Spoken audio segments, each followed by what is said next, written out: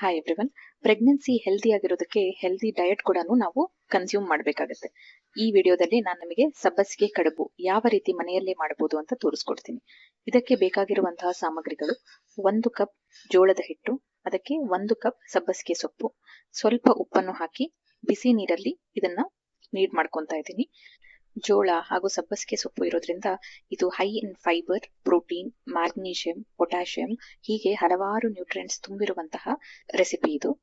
ಈಗ ತಯಾರಾಗಿರುವ ಮಿಶ್ರಣದಿಂದ ಚಿಕ್ಕ ಉಂಡೆಗಳನ್ನು ಮಾಡ್ತಾ ಇದ್ದೀನಿ. ರೆಡಿ ಮಾಡಿಟ್ಕೊಂಡಿರುವಂತಹ ಜೋಳದ ಉಂಡೆಗಳನ್ನು 10 ಮಿನಿಟ್ಸ್ ತನಕ ಸ್ಟೀಮ್ ಮಾಡೋಣ. ಕೇವಲ 10 ನಿಮಿಷದಲ್ಲಿ ನಮ್ಮ ಜೋಳದ ಕಡುಬು ರೆಡಿ ಆಗೋಗ್ಬಿಡುತ್ತೆ. ಎಷ್ಟೊಂದು ಸಲ ರೆಸಿಪೀಸ್ ಎಷ್ಟು ಸಿಂಪಲ್ ಇರುತ್ತೆ, ಆದ್ರೆ ಅದರದ್ದು ಟೇಸ್ಟ್ ಮಾತ್ರ ಎಕ್ಸೆಪ್ಷನಲ್ ಆಗಿ ಬರುತ್ತೆ. ನೋಡ್ತಾ ಇದ್ದೀರಲ್ಲ, ನಮ್ಮ ಕಡುಬು ಎಷ್ಟು ಸಾಫ್ಟ್ ಆಗಿ ರೆಡಿ ಆಗಿದೆ. ಈಗ ಒಂದು ಬಾಣಲೆಯಲ್ಲಿ 1 ಟೇಬಲ್ ಸ್ಪೂನ್ ಎಣ್ಣೆ ಹಾಕೊಂತಾ ಇದ್ದೀನಿ.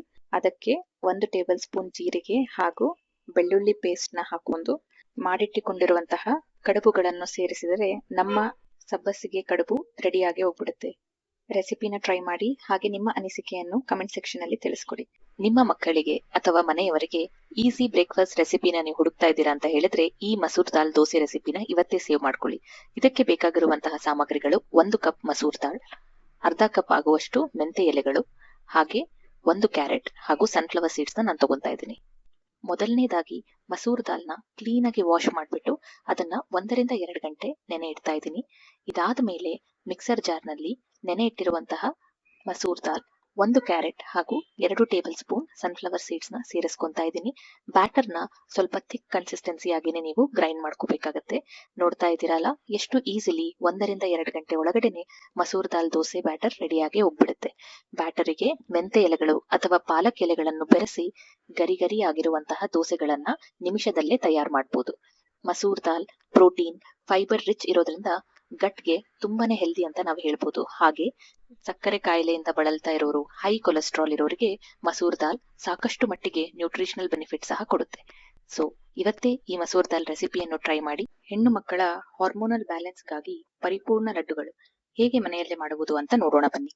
ಇದಕ್ಕೆ ಬೇಕಾಗಿರುವಂತಹ ಸಾಮಗ್ರಿಗಳು: 2 ಟೇಬಲ್ ಸ್ಪೂನ್ ಸಾಲ್ಟೆಡ್ ಪಿಸ್ತಾ, ಬಾದಾಮಿ ಹಾಗೂ ಫ್ಲಾಕ್ಸ್ ಸೀಡ್ಸ್, ಅರ್ಧ ಕಪ್ ಆಗುವಷ್ಟು ಶೇಂಗಾ ಮತ್ತು 10 ರಿಂದ 12 ಡೇಟ್ಸ್ ನ ತಗೊಂಡಿದ್ದೀನಿ. ಈಗ ಫ್ಲಾಕ್ಸ್ ಸೀಡ್, ಪಿಸ್ತಾ, ಬಾದಾಮಿ ಹಾಗೂ ಶೇಂಗಾವನ್ನು ಒಂದೊಂದಾಗಿ ಡ್ರೈ ರೋಸ್ಟ್ ಮಾಡ್ಕೊತಾ ಇದ್ದೀನಿ. ಇದಾದ ಮೇಲೆ 1 ಟೇಬಲ್ ಸ್ಪೂನ್ ತುಪ್ಪವನ್ನು ಬಿಸಿ ಮಾಡಿ ಅದಕ್ಕೆ ಡೇಟ್ಸ್ ಅನ್ನು ಸೇರಿಸಿ 1 to 2 ಮಿನಿಟ್ಸ್ ಹೀಟ್ ಮಾಡ್ಕೊಳ್ಳೋಣ. ಈ ಲಡ್ಡುಗಳಲ್ಲಿ omega 3 fatty acid, vitamin E, protein ಹಾಗೂ ಇತರ ನ್ಯೂಟ್ರಿಯೆಂಟ್ಸ್ ಇರೋದ್ರಿಂದ ಹೆಣ್ಣು ಮಕ್ಕಳಿನ ಹಾರ್ಮೋನಲ್ ಬ್ಯಾಲೆನ್ಸ್ಗೆ ಸಾಕಷ್ಟು ಹೆಲ್ಪ್ ಮಾಡುತ್ತೆ.